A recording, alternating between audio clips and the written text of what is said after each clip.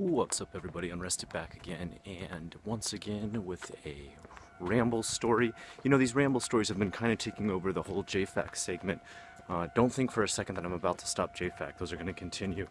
But I notice I do tend to teach quite a few lessons, about my own experiences when I do these rambles. So I think they do cover some stuff that you'd want to know about Japan. But if you do feel upset that they're overtaking the JFAC, just let me know. It's okay. Everybody's welcome to complain. I will take that into consideration and try and put some spaces in between those two. Usually I have a JFAC yesterday, but yesterday, man, I was just so swamped with work. I was just crushed. I was in bed by like 10 o'clock. I was so damn tired. Just to answer a few things before I get started with today's ramble. In the last two rambles that I did about my first month in Japan, I did my first week and my second week in Japan.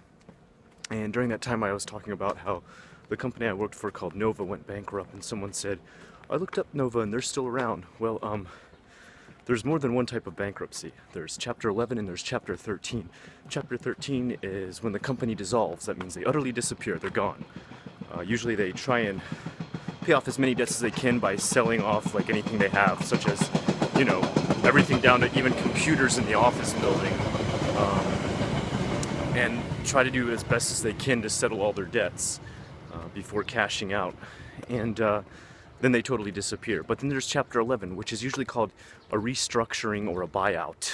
In Japan, they were bought out by a company called Hygiene. You can check this out by doing a little research on this crazy thing called Google. If you do type in Nova bankruptcy, I'm sure you will find out quite a bit about when they went bankrupt. If you have any doubt about my sources, go ahead and just check those out. You can read everything from Japan Times, Japan Today, and any and everything that ever talked about Eikaiwas in Japan. They will talk about how evil Saruhashi was the CEO of Nova, and how he's currently in jail, and how currently, even though G Communications bought out Nova, they are continuing to hemorrhage money. They are continuing to do very poorly, and it's mostly due to their contract plan. Their contract plan pretty much grabs all their money up front and then doesn't have any way of continuing on to gain a source of income for the company after that student has completed their contract. And if they don't sign up again for another contract, well, then there's not a renewable resource of income for them to pay their employees and other things. So they've actually been still doing some really sketchy stuff, like they've been trying to not pay people for sick time that they have accrued, or they're trying to not give people their vacations and stuff like that. They've constantly been doing shady stuff. It continues on. And you can check that out in the news if you research them a little bit. They've always been a pretty shady company. They've got a pretty checkered past. And if you have any doubt about anything I'm saying about Nova being bankrupt in the past, Chapter 11, not Chapter 13, just research it. Anytime you doubt me, research it. So that being said, another thing was, in my video, everybody was happy to see I stopped a smoker from smoking in a little kid's park, but I had one person who made a comment, and it's a linked comment, and when people do linked comments, you can't respond, you can't hit reply, and it's really annoying. So I tend to delete those if I can't argue back, because it's unfair. It's like, straw manning me. It's throwing something out at me and not allowing me to reply, which I will definitely, stand my ground. But you guys know me. I tend to stand my ground in an argument. And the person's comment was, why are you telling that poor guy to stop smoking when there's more important things like Fukushima radioactivity in Japan? Okay, so first of all, we're back in that park right now. And let's see, I'm gonna just turn the camera around, see if I can show it to you guys. You see the no smoking sign right there? And this is a kid's park, right? So you're saying you're okay with people smoking in a kid's park? And you'd like me to tackle stuff completely out of my control, like Fukushima. Because I can assure you, you the person making the comment that I should tackle more important things like Fukushima is doing nothing about Fukushima themselves. And the reason you're not doing anything about Fukushima is you have no way of interacting with that problem. There's probably volunteer work I could do and go out there if I had the time, if I didn't have my own family to support, if I did not work 60 hours a week. if I did not have a mortgage to pay, if I did not have 2 kids to feed and a wife to take care of, I'm sure I would have time for that. And I feel very sorry for those people. Those people have been treated poorly. TEPCO, the electric company, has done a horrible job of getting them back into housing and repairing everything out there. But I'm not even a citizen of Japan. I have no political standing in Japan. I am on a resident visa, a permanent resident visa. That means I'll never be kicked out of Japan unless I do something super crazy. But for the most part, I'm here forever. I don't have to renew my visa anymore. But I'm not a resident. So I have no political standing. I have no way of changing any political structure of Japan. What do you suppose I do to help the situation in Fukushima? What do you suppose I do? What are you doing to help the situation in Fukushima? And if we can't help major problems like that, is it not okay then to help small problems like people smoking in a kid's park where there's a no smoking sign? From my perspective, it's the little things that count. When we can't do major things in our lives, we can at least do little things, because doing nothing at all is the worst. Anyway, that being said, let's just jump right into, I guess this is kind of like the 3rd week of me being in Japan, but it also starts to get into like the end of the first couple of months. I'm gonna kind of cycle through quite a bit here. Suddenly, my life becomes like this flurry of action. And I don't mean like action like car chases and, you know, guns getting shot and explosions in the background while I walk away in slow motion.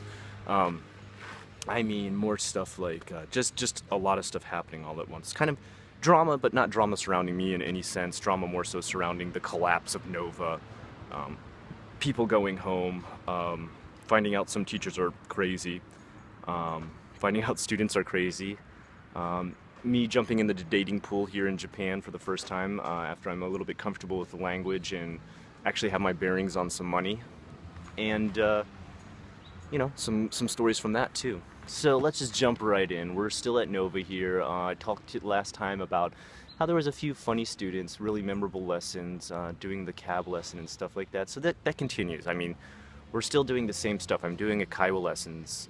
That is either teaching a class of 3 people, adult level English for, you know, ESL, which means English as a second language, learning English as a second language.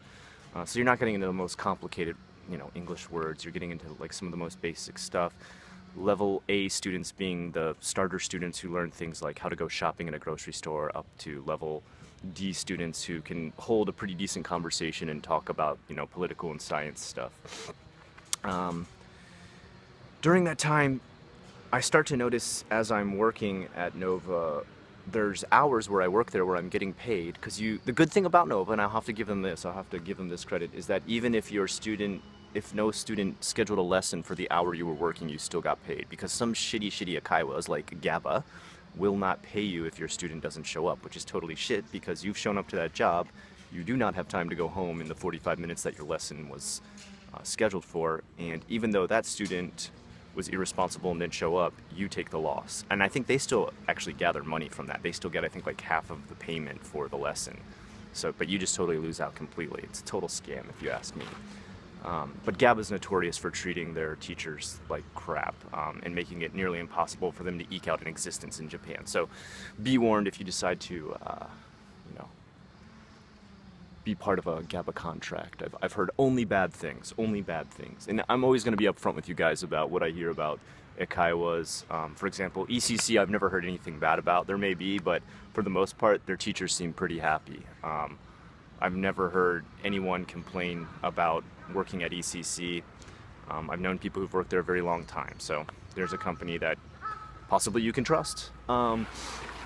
So let's jump in though to the situation with Nova, where students are not showing up to lessons, and I'm wondering why. Like, less and less lessons are being filled. And finally one day I get one lesson, and the guy's like, well, today's my last lesson, he tells me, and he's like a level D, so he can speak really decent English. And I'm like, whoa, why is that? What are you, you know, I guess you're pretty good at English. Are you just done because you feel like you're at a high enough level? And he's like, oh no, I'll go to another company to learn English, but you know, Nova's in the red. And I'm like, well, what are you talking about? And I was still there only like 3 weeks, so I didn't really know the whole thing going on with Nova at the time. He's like, well, they're in the red, man. The JASDEC, which is the Japanese equivalent to the NASDAQ, has them in the red. They're like, their shares are something like 8 yen a share or something. So that's total crap. You're definitely something bad is going on if you're at 8 yen a share. And so I go home and start to research it that night after he tells me about this, and I realize, holy shit, this company's about to go bankrupt. Like, things are looking bad. And so I don't quit or anything. I don't suddenly jump ship, but I do start to send out a few resumes here and there. I'm just kind of like, just in case, I'm going to start to look for a new job. I've only been there a few weeks. This isn't normal for me to just suddenly jump off the, jump off a contract in a couple weeks, but, I'm in a place where there's no safety net. I can't run back to mom and dad's house if I don't have an apartment or money coming in. I'm on the street, and I'm on the street in a foreign country where I still can't speak the language yet at that time. So I'm like, shit, well, I better look out for number one. And a couple other people are starting to do the same thing. I noticed one friend, he switches over to a different job and starts to work at a high school, and he seems pretty happy with it. And for me, that was the thing, is I hadn't tried anything outside of Nova. I'd only done Eikaiwas, which is English conversation teaching, which is one-on-one or 3 students in you, just having conversations about the most basic things in English. The different types like kids English and teaching at a high school or junior high school, and ALT job was totally different to me. It was foreign to me. I had no experience in it. So I was a little bit scared to jump into something totally new. I had just started to learn how to do one thing. Now I got to suddenly learn how to do another. But I started sending out a few resumes, and then, lo and behold, our next paycheck doesn't come. We go to our ATMs at the end of that workday, I remember, and we look to get our money out so that we can, do things like pay our rent, pay for our phones, stuff like that. And there's nothing in there. And we, of course, are calling up Nova. And I remember there was this one guy, Steve, he was like, I know you guys didn't get your paychecks, but that's because you guys are greenhorns. You just got here. Let me go ahead and check my account. And 0. And he was like, what? Like, even he was starting to freak out. So when I started to know Steve, the veteran of the company, freak out, I was like, damn, things are going down quick. So we start calling the company. We're like, what's going on? They're like, oh, the paycheck's just a couple of days late because there's a mess up in the computers. And there's no such thing, okay? They don't even handle their own paychecks. They have another company that handles their paychecks. So are you telling me that company that handles your paychecks has a problem in the computers? Because if they do, man, you better fire them and get a new company.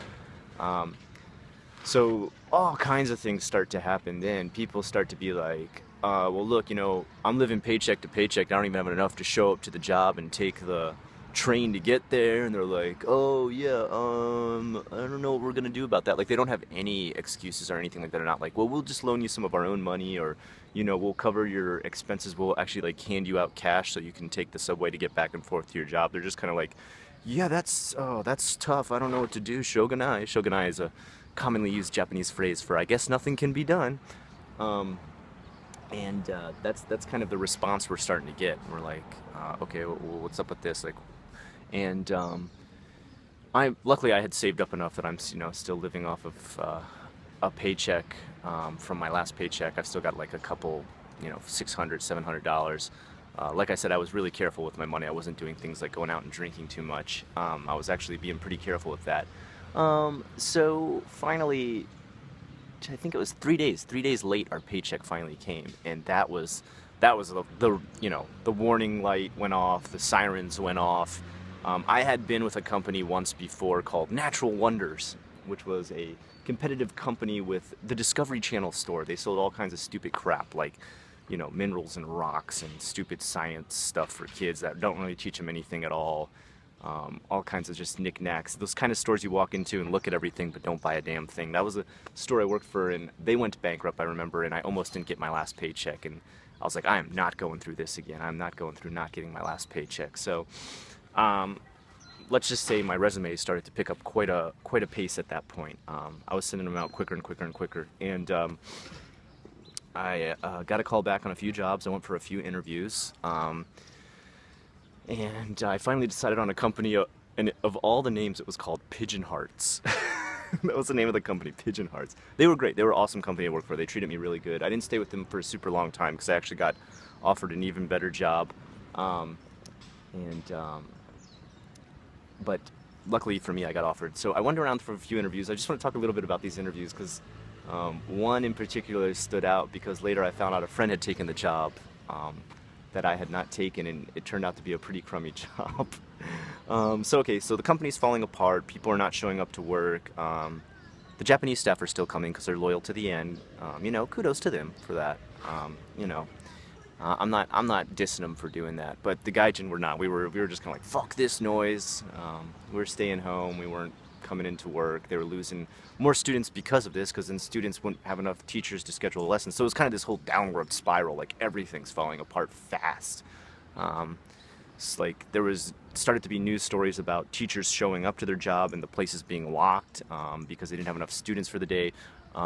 There also was reports of like there's apparently so many schools, and that's kind of what crushed Nova, is they tried to open something like 900 different schools, and there's these schools out in the middle of like Inaka, which is like the countryside of Japan, and like, you know, they had like 9 students or something, and of course those 9 students stopped showing up, and that completely shuts down that whole school out there, and they have less of a resource of income, and it's just all falling apart. Like, it's like someone pulled one tiny thread and the whole sweater came apart.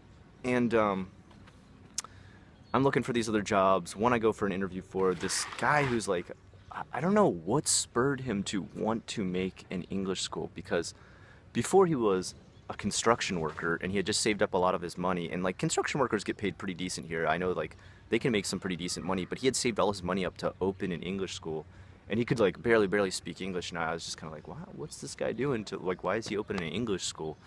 I was like, this is really weird. Like, does he know a lot about English and stuff, or like is he like hardcore into English, or like what's his past? Like, I didn't get it. Like, I just couldn't get a feel for like what his interest in English was. And so I went to the interview, and like it kind of was like a shitty situation, like with what the job was. He was like, well, I want to hire you full-time, but I only got enough for part-time pay. And I was like, oh, okay. Like, I didn't straight up turn him down, but I was just kind of like, what's up with that? Like, I think he was offering me something like $1,250 a month, and I was like, that's not enough to live on, not as a single guy in the middle of a downtown Osaka. I mean, my rent at that point I think was like $750 a month, so I mean, you know what, I'm gonna be left with $300 to try and eat off of in Japan? No, not when a watermelon costs $30. So I'm going around to all these different interviews, and my friend actually later took this job that I turned down with the construction worker, and I found that out later because I remembered the name of the company. But anyway, I found a job with this company called Pigeon. I still actually have some friends working there. I don't want to say who because they might not want that shouted out.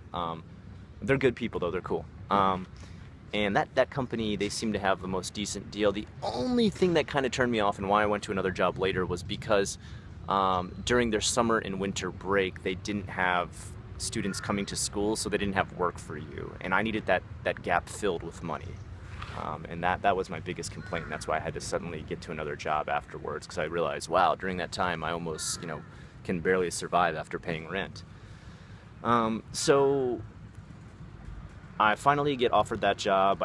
I jumped the hell off of Nova, and they're treating us so bad at that point that I'm just like, you know what?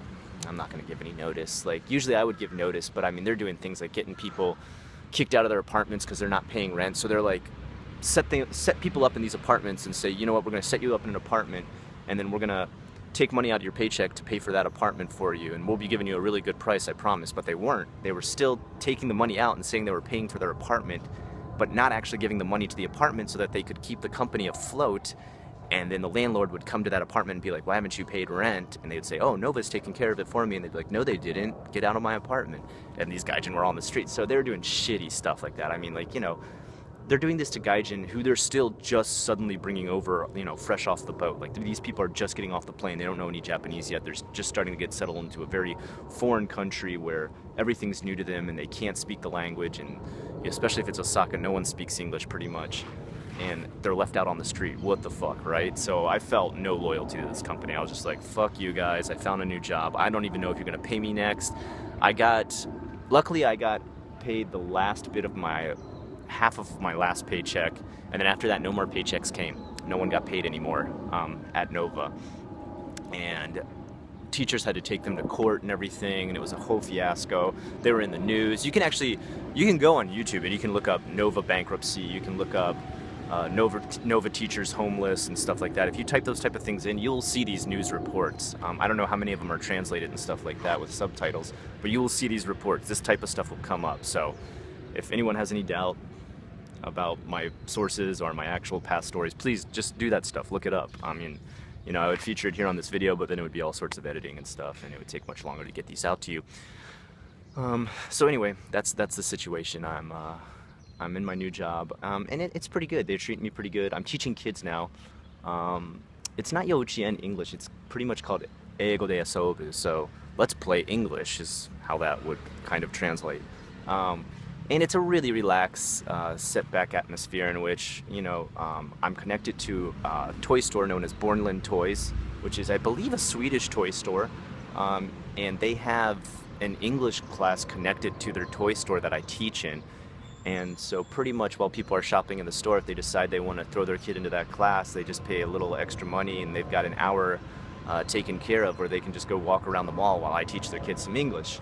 And you kind of get like it's kind of a toss-up with the kind of kids you got there. There's some that, you know, really came in, wanted to learn, were excited. You know, that age, it was like anywhere from 2 to 4 to, I think my oldest kids were 5. They're pretty excited to learn a new language, especially if you teach it in a fun way, which I've always wanted to do. I've always made it my policy to try and teach it as fun as I can, not just stick to damn cards and worksheets and books. So it was pretty good, but you did have some hellions, man. You had some kids in there that were just, oh man, like, I can't remember the kid's name now, but he would just like fight and punch every other student. And like when you would tell his mom, she'd just be like, really? He did that? I can't believe it. He never does that kind of stuff at home. So anyway, so during that time I kind of go through this like apartment roulette where I end up in these different apartments, and it's kind of due to the Nova situation, and it's kind of also due to some crazy roommates again. Let me explain what's going on with that. I get out of my Nova apartment pretty fast. I was already out of that within the first few weeks I was in Japan. I think I was only in that apartment like literally like 2 weeks or something. And I'm out into a new apartment with a girl I'm semi-dating at the time. Her name, I guess, you know what, I'm not going to throw people's names out on here just because I don't know if they want their names said, because they were close friends at the time. I'm dating her. She's actually a gaijin girl who was a teacher there, and it was the only gaijin I ever dated in Japan. And after that, I never dated another gaijin in Japan again.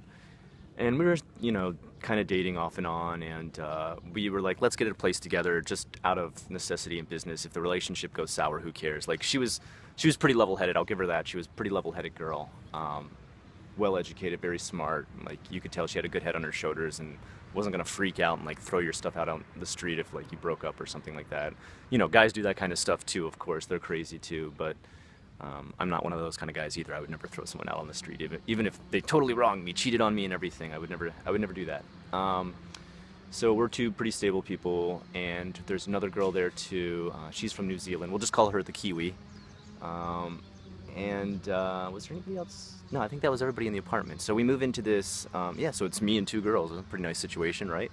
I move into that apartment. It's a pretty big apartment, I have to say. It was pretty large, but it was pretty crummy. It was in Kitahorie, which is close to Amemura, which is very downtown Namba, very downtown Osaka. You're talking a very urban area.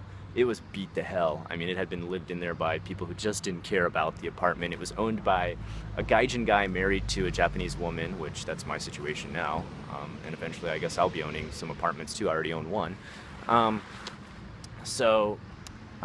We move into there, and it's an okay situation, but what kind of breaks it up is our one roommate who's the Kiwi, and this is nothing against New Zealanders. I have nothing, I'm friends with Hiko Simon, he's a New Zealander. I don't have anything against New Zealanders. But this Kiwi girl, I don't know what her thing was. Like, she was like obsessed with herself. Like, at first I really worried about her because she would always talk about guys were stalking her and stuff, and like I was really like, oh shit, like we gotta really look out for her, man. Like guys seem to constantly be on her tail, and like she'd be like, yeah, I'm walking here, and like cars are driving slowly next to me. And I could believe this. I had heard some like pretty scandalous stories before about not necessarily only Japan having stalking situations, but just stalking situations internationally happen, and I'd had friends in the past who had been stalked, so I worried about her, like, because I know they had some of the stuff they had gone through. I had girlfriends in the past that were stalked, and So I was like, shit, we really need to, you know, keep an eye out for her. And, you know, my semi-girlfriend at the time too, she was worried about her, and, you know, we're kind of, and then I started to notice over time that it was all in her head. Like, we'd be walking down the street together as just like a group of friends, and she'd be like, see the guy? See the guy? He's stalking me. And like, it would just be like literally a guy like on his cell phone, and like maybe he checked her out for a second, like maybe he's like, oh, she's pretty hot anyway. And he'd go back, and I'd be like, oh, that's not really stalking. That's just kind of like, you know, a quick checkout, a quick, you know, a quick eye out, I guess, you know, at a girl. And I mean, you know, I guess some can translate that as rude. I think that's just, you know, someone appreciating someone else's beauty. If you're not there touching, you're just only looking with your eyes. I don't think any assault has happened. If you haven't said any crude statements, I don't think any assault has happened. So, but in her mind, this was like stalking. This was like, that guy definitely has a knife and is going to kill me later when I'm alone and you guys aren't with me. And she would just like target these guys like this around, like suddenly be like, that guy right there, he's my stalker. And be like, what? Really? Like, he doesn't seem to be. And like, eventually we ended up like all going our separate ways because she was absolute 100% definite that there was a guy in a car who would wait outside of our apartment every day stalking her. And I think it was just a guy who was like picking up someone else at another apartment every day. I'm almost 100% sure that that's what the situation is, but she was totally sure that this guy, so she was moving out. That made the rent unpayable because it would have become too expensive for us.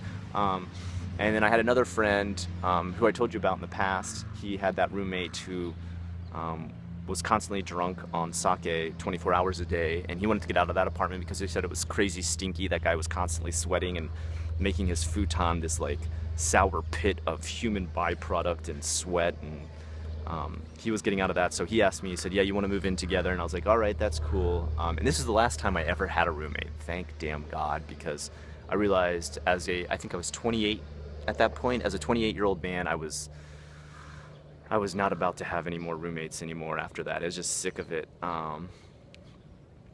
You know, I'm a pretty clean guy to live with. I clean up after myself, but this guy was like a psycho about cleaning. Like, I'm really organized. Like I said, you can always take a look in the background of my videos and see how organized. Like, I could open up any drawer anytime in my house and show you the inside of it, and like everything's lined up perfectly. Like, I got my clothes in order of like, these are all jackets, these are all shirts, and like even like my kids' books are in order. And like, you know how often kids pull their own books out and play with them and stuff. And but this guy was like a germaphobe, I guess is what you would call it. And just to give you an idea of one sense of his hygiene that he thought the apartment needed, was there was 5 different sponges. One sponge was for cleaning the inside of the sink. Another sponge was for cleaning the outside of the kitchen area. Another sponge was for cleaning only the dining room table. Another sponge was for cleaning the inside of the refrigerator.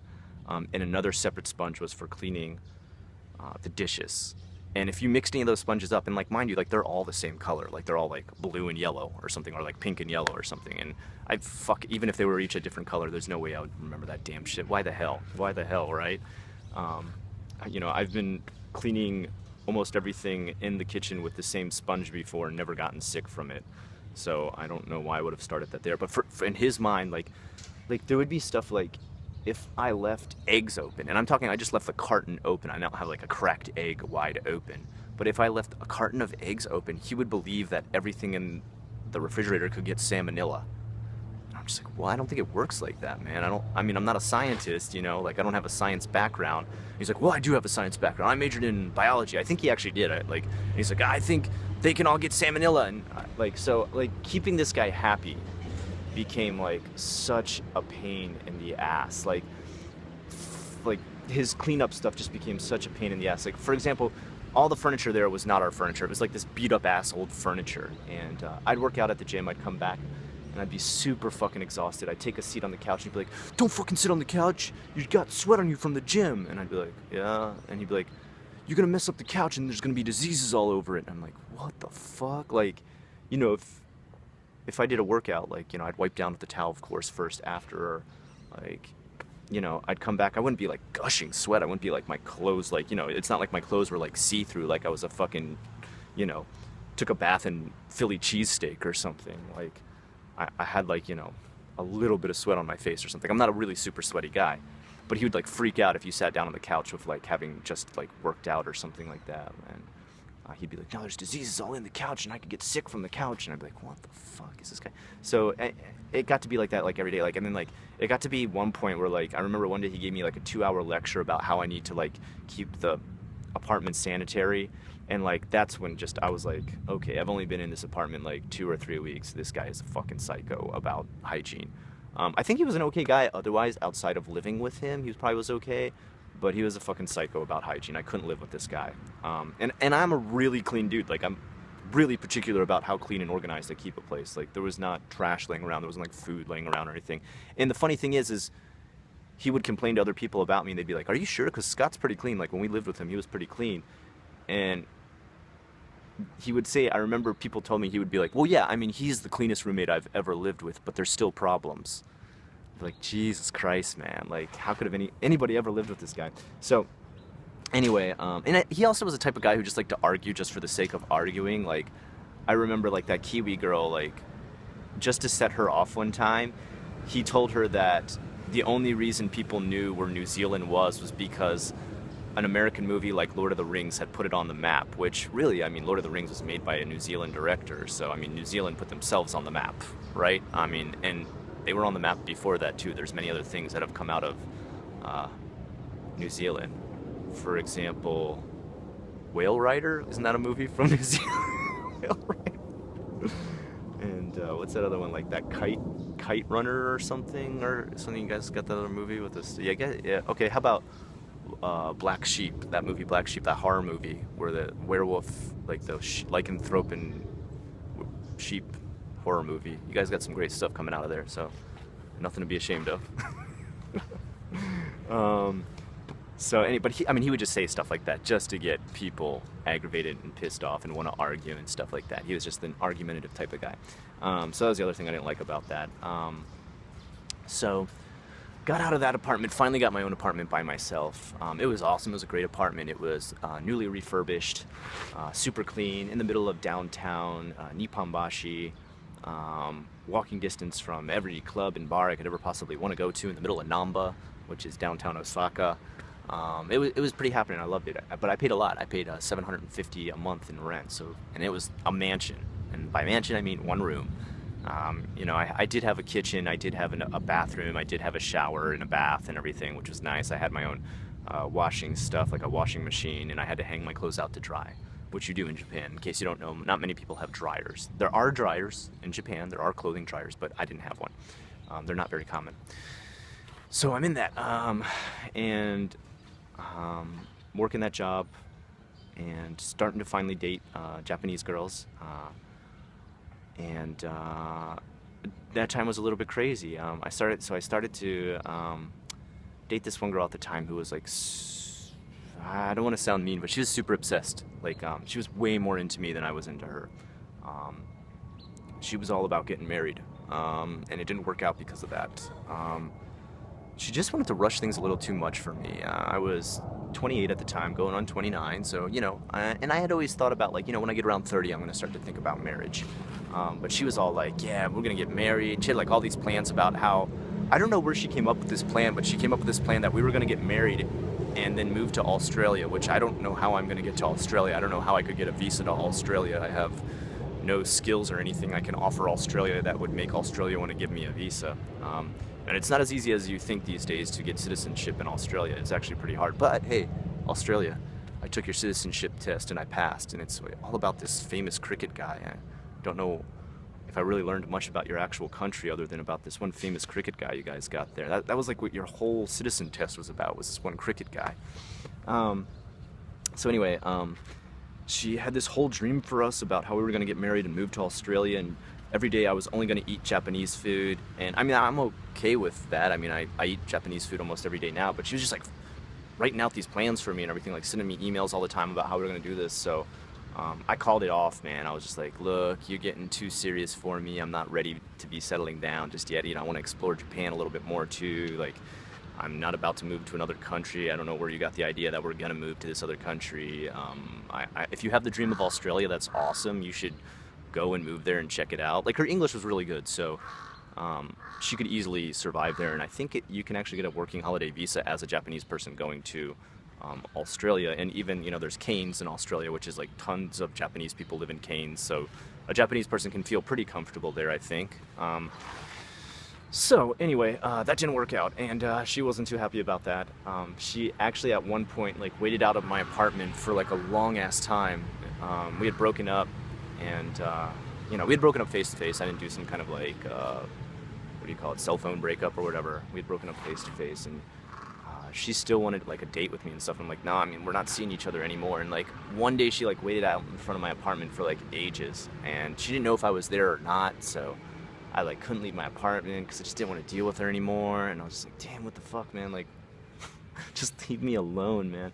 And I remember her friend was calling my other friend at the time and being like, she's waiting out in front of his apartment to talk to Scott, and she wants to give him a gift so that he'll come back to her and everything. And I was like, man, I don't want to accept gifts from this girl, like, you know, some kind of like thing to make me feel guilty, or like take her money or something even after we broke up, so that like I feel like I owe her something, or, you know, I just felt like that was wrong. I felt like it would be wrong to take anything that she gave me. I don't know what the gift even was, because I ended up having to sneak out of my second floor window and headed over to my friend's house. I just didn't want the confrontation, especially not in my apartment complex. It wouldn't look good for me as a gaijin, and there was no way that that relationship was going to be, you know, restarted, rebooted, or anything like that. So why give it any kind of energy to do such a thing, right? You know, why try to play with anybody's heartstrings? I ended it the proper way. I sent her off in the proper way. If she wanted any future communication, if she did want to come over and like say something or do something, she should at least send an email first, not just suddenly stalk me outside of my door. You know, I'm okay with that. If someone's like, we need to have one final meetup, like exchange some stuff, and that's cool, yeah, whatever, cool. But just showing up and like breathing heavy outside of my door, kind of stalkerish. And so from there, I switched jobs over to another company because, like I said, at the time I wasn't getting paid during summer and winter holidays, which was kind of rough. I was falling back behind on rent. And that's where I switched over to a school. I don't know if I should say the name of the school. It was an international school. Things started out okay, but then I started to realize, like, I had heard some stories before about some other people who had worked there, and I should have listened closer. The stories were about utter chaos that went on there, and the teachers that had left before me were really unhappy, and I just thought maybe it was just angry bunch of teachers trying to take revenge on the school they worked for. I should have listened closer to the story, and I should not be so naive when I go into jobs, but I was at that time. I was still very naive about just how things worked in Japan, because it was still only like my first year, finally starting to get into my second year here. That's how much time we've spanned it across here. As I've jumped through these different apartments, Nova's crashed, I've started at a new job, I've dated a girl, and I've been in 3 different apartments at this point: the Nova apartment, the Kitahorie apartment, the apartment with the psycho-hygienic guy, and finally now I guess 4 apartments with the new one that I have in the middle of Nipponbashi, that is the refurbished apartment. So that's all in the span of 1 year. I switched 4 apartments. Can you imagine? 4 apartments and now going to a 3rd job. So this is like just a chaotic first year. It's insane. My life is not normally this quick pace. Like, I'm not normally switching up everything so fast, but I was this year. It was just me getting settled in Japan is really what it was. I didn't know what the hell I was doing, let's be honest. So I guess that's what I'll do. I'll kind of end it right here. We're about to hit the 40-minute mark again. That seems to be where these stories start to wind down and allow me to start a new chapter. My next chapter is going to get into my first work at an international school, and how much this school screwed me over. They were, oh man, what a sketchy school, man. And they're still around today. They're pretty much kept afloat by pretty much this like owner who's just infinitely wealthy. Like, just no matter how much the school fails, no matter how bad they do, like, she's got so much money that the school will never go bankrupt. She's just insanely rich. She owns a huge part of Osaka, and that's how she's able to keep her school afloat. But we'll get into that next. That'll be the next part of this. And you start to learn about my first experience with monster parents, helicopter parents, which are those parents that hover around the classroom constantly watching you. About backstabbing teachers, which you will find they do exist in Japan, backstabbing superiors and senpais, and I guess, about how the loyalty of friends can still be something that keeps you afloat when everything around you seems to be sinking. And that was one of the other great things about Japan, is I started to really realize how important loyal friends were, and how those are your only friends. Those are truly your only friends, the ones that stay loyal to you through the bad and the good. Anyone who doesn't, anyone the first sign of trouble they run, not a true friend, not a true friend at all. Um, you know, if they run, let them run, and don't ever let them come back. So that being said, let's end it right here. Did you enjoy this story today? Do you want me to continue? I'm getting a great response. I already got 2,000 views on the first one of these, which is usually something it takes me over a week to get on one of my videos. As they continue to climb, that gives me inspiration to continue to make these. I enjoy making these, but like I said, it does kind of cut into my JFAC time. I don't get to do as many JFACs, and that might piss some people off. That being said, let me know how you feel. Let me know if you want me to continue. We'll be getting into I guess this is pushed through the whole first month, and we're starting to get into almost the entire first year of my life in Japan. We'll start to jump into the second one, which gets even crazier. And then it starts to settle down again, but as I learn my way, I kind of get myself into a little bit of trouble, and you'll see that with the future stories. Until next time, I'm Unrested. This was a ramble about my life. If you like what you saw here today, please like, comment, and subscribe.